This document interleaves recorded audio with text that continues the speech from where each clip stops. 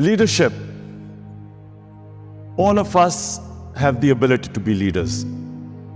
Everyone has the potential to become a leader. What makes a leader? The first and foremost is the vision. Leaders have dreams, and those dreams are beyond the self.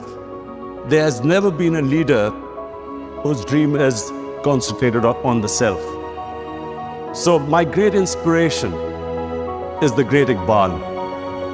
Iqbal, in my opinion, was probably the greatest Muslim philosopher in the last 500 years.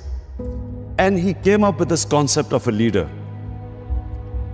He used the symbol of Shaheen the Eagle. And why did the eagle soar above everyone else, which is what makes a leader? Because the Shaheen the Eagle broke away the chains that keep us grounded.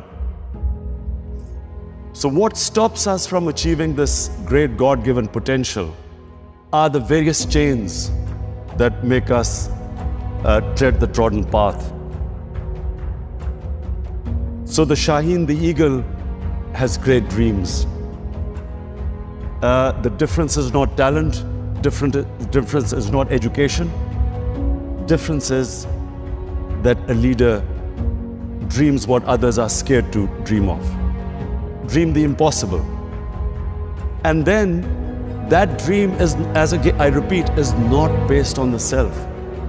They always think bigger than themselves. It's either their nation, their society, and then they struggle to achieve that dream. Now, the quality that distinguishes leaders is their ability to take pressure.